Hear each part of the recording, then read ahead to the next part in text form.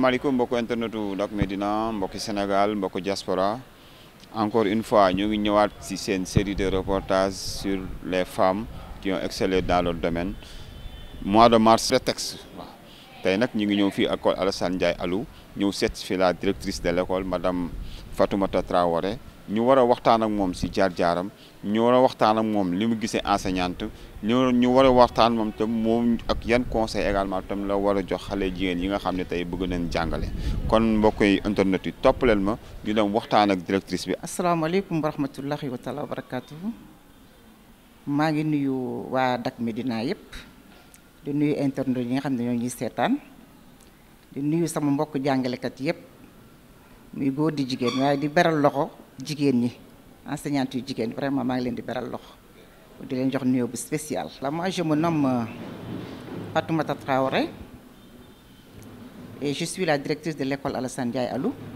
dans la commune de la Médina. Moi j'ai fait mes études élémentaires à Kaffrine, à l'école 2 de Kaffrine. J'ai fréquenté le collège CM Babacar Kobar Ndaw de Kaffrine jusqu'en classe de 3e.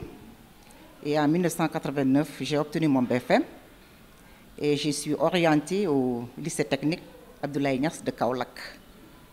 C'est en 1992 maintenant que j'ai décroché mon baccalauréat et j'ai été orientée à l'université Cheikh Anta Diop de Dakar. Donc, après l'année invalide en 1994, je me suis lancée dans une formation en informatique. Par la suite, je me suis mariée, j'ai eu un enfant. Mais ça ne m'a pas empêché de rester à la maison. Je suis allée me réinscrire à l'université. Et c'est en 1999 maintenant que je suis admise au concours d'entrée à l'EFI de Saint-Louis. Après une formation à Saint-Louis, si vous me permettez donc, c'est le moment de rendre un vibrant hommage à mon défunt mari. Parce que quand je devais partir à Saint-Louis, suivre ma formation, alors là, il a préféré garder mon enfant, qui n'avait que 12 ans. Alors, il a gardé l'enfant avec le soutien de sa famille, bien sûr. Il s'en est occupé et moi, je suis partie suivre ma formation au niveau de Saint-Louis. Il était à Dakar. Oui, il était à Dakar. Voilà. Donc, après une année de formation, j'ai été affectée à Ndondol, dans le département de Bambey. Voilà. Voilà, là-bas, on prenait, quand on quittait Dakar pour aller en Dangalma, et de là, pour partir à Ndondol, il fallait prendre un clando ou bien une charrette, monter sur une charrette. À un certain moment de la journée, si vous arrivez par exemple après 18 heures, vous allez trouver que les clandos ne sont plus là-bas. Donc il fallait prendre la charrette, il fallait emprunter la charrette pour aller en Ndondol. Donc les premiers jours, mon premier jour donc à Ndondol, quand je suis arrivée là-bas, j'ai trouvé une communauté rurale où il n'y avait pas d'électricité. Bon, le forage était en panne ce jour-là. Il fallait aller puiser de l'eau au puits. Alors, pour une première fois, j'ai pris mon seau, je suis allée là-bas. J'ai trouvé des femmes vraiment qui m'ont aidé à puiser de l'eau. Alors, je suis allée me laver. Mais l'eau du puits, si vous lavez avec, à l'époque, il fallait utiliser le cotol. Sinon, si vous sortez, après lavage, vous allez voir que votre corps est couvert comme si c'est du centre qu'on a versé sur vous. Voilà. Alors là, donc, ça ne nous a pas empêché donc vraiment de continuer, de persévérer, parce qu'on devait servir à notre nation, on devait servir le Sénégal. C'était la vie en rural parce que tout simplement il n'y avait pas d'électricité. Il fallait allumer la bougie ou bien la lampe tempête. Alors, pour préparer les préparations, vous savez, comme l'enseignant, il faut que l'on fasse des préparations et on avait des examens à faire et autres. Voilà. Donc, ce n'était pas facile. Après Ndondol, c'est à Dakar. Après Ndondol, je suis venue à Dakar, à l'école Ibrahima Bey. J'ai fait 1 mois là-bas. De là-bas maintenant, on m'a amené à Sakoura Badiane. Et là aussi, j'ai fait 1 mois. Ensuite, je suis allée à l'inspection de Dakar Médina. À l'époque, on l'appelait l'inspection de Dakar Médina. Je suis allée là-bas en décembre 2002. Et pour vous parler de mon amour pour l'enseignement, l'inspecteur d'à l'époque voulait que je reste à l'inspection, travailler avec eux. Mais je n'ai pas voulu. Je lui ai dit que moi, je dois retourner dans les classes. Bah, ce n'est pas facile, mais c'est juste pour vous dire que c'est une vocation pour moi. J'aime l'enseignement, je l'aime. Raison pour laquelle j'ai dit à l'inspecteur, si vous trouvez une occasion, vraiment une opportunité, amenez-moi dans les classes. C'est ça que je veux. J'aime l'enseignement. C'est en mars 2003 qu'on m'a affecté à l'école Mour Diop. Voilà.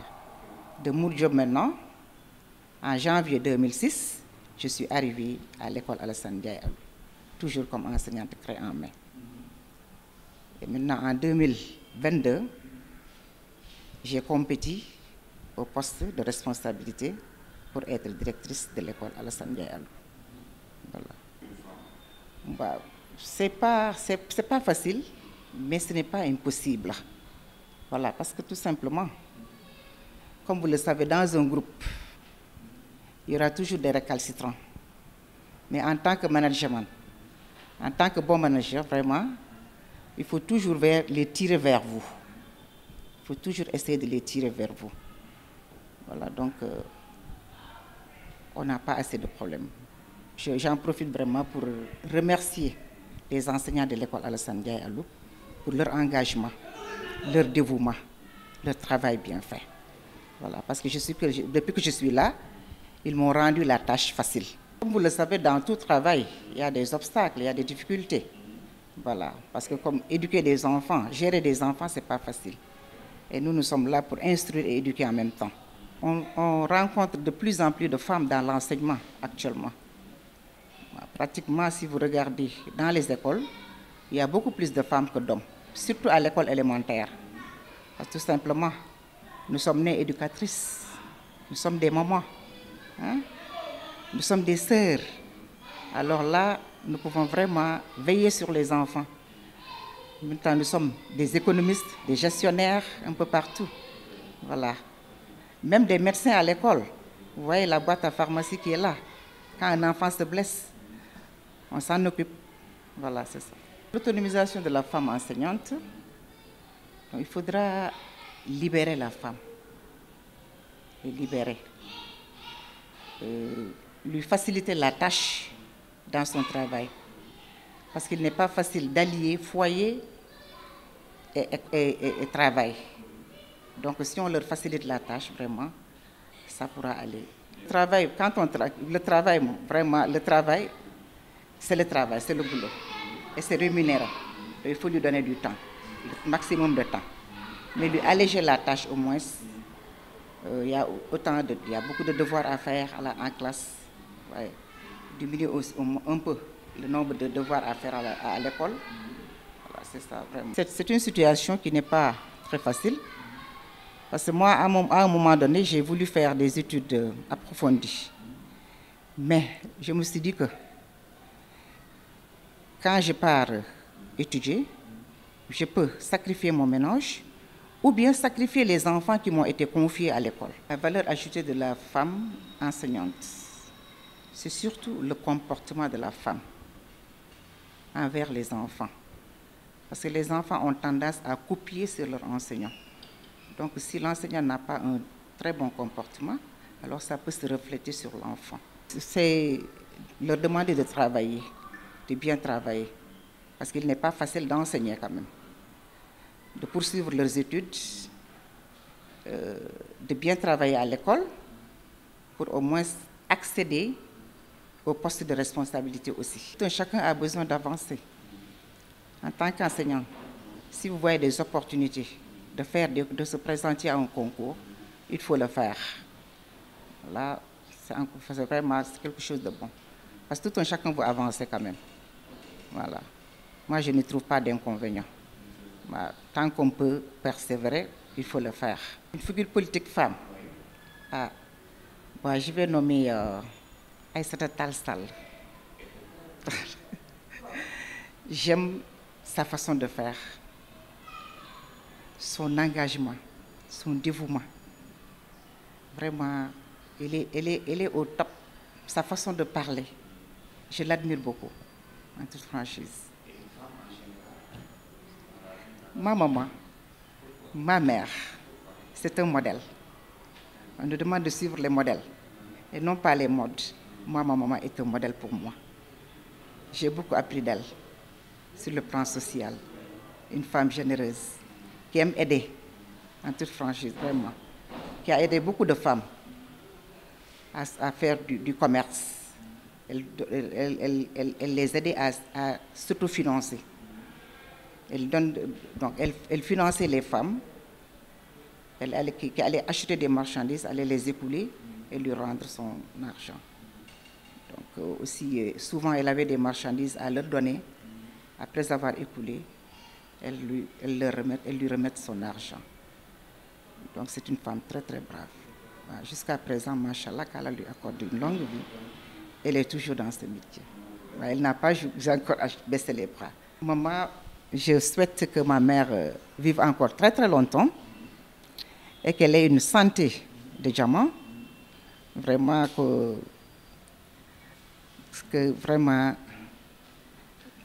parce que c'est une femme qui est à la hauteur. Mais j'ai tout fait pour gérer mes enfants. J'ai tout fait pour gérer, voilà, comment. Je n'ai plus là, oui. Bon, c'est la raison pour laquelle je me suis sacrifiée pour eux. J'ai fait beaucoup de sacrifices. J'ai tout abandonné et je me suis concentrée sur eux, sur leurs études. Études en français comme en arabe. Trouver un enseignant arabe qui leur donne des cours, qui leur dispense des cours. Et jusque là où nous sommes, ils savent lire et écrire en arabe. Les études en français aussi, machallah. Voilà. J'ai assuré. C'est-à-dire, j'ai fait des sacrifices pour eux. Si je n'étais pas enseignante, bon, j'aurais aimé travailler dans les banques. Voilà. C'est-à-dire, si vous voyez mon parcours, j'ai fait un lycée technique et commercial avec l'obtention du baccalauréat de la série G2, là où l'on faisait la comptabilité. Voilà. J'étais animée par ça. Mais franchement, le destin en a voulu autrement. Voilà. Mais quand même, depuis très jeune aussi, j'aimais enseigner. Voilà. Parce que j'ai encadré mes frères et mes sœurs à la maison depuis étant toute jeune. Voilà. Donc là, on est né enseignante. Voilà. Le destin en a voulu autrement. Donc, j'ai choisi la voie de l'enseignement. Le message que nous lançons aux femmes, c'est de bien persévérer dans leur domaine, d'accéder aux postes de responsabilité. Parce que li ñuy naan wolof naan góor baax na jigéen baax na fu góor mën a toog jigéen mën na fa toog waaw mooy takk sër voilà c'est ça. Donc je les exhorte vraiment à accéder aux postes de responsabilité. C'est pas facile, mais il n'est pas impossible. La femme est le complément de l'homme. Si vous faites une part, nous aussi nous faisons une part. Si, pourtant, c'est ce qui se passe dans beaucoup de foyers maintenant. Ou bien même souvent, c'est les femmes qui tiennent la maison en main. Parfaitement. Vous êtes au courant de tout ça. Assidue, travailleuse, avoir un bon comportement, être un modèle devant les enfants, donner le bon exemple.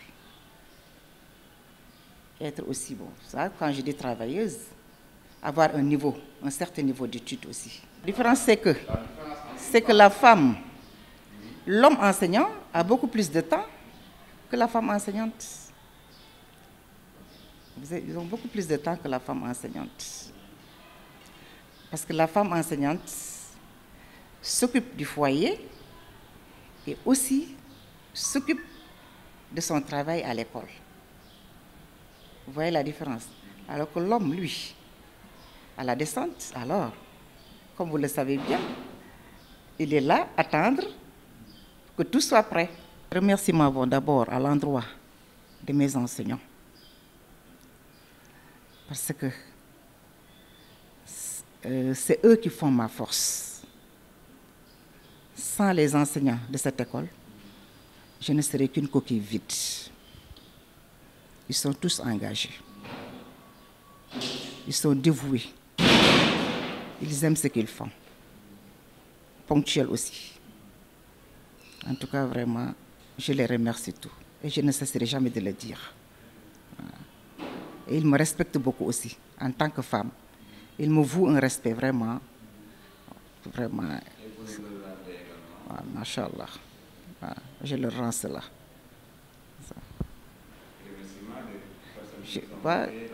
Là, je remercie ma famille.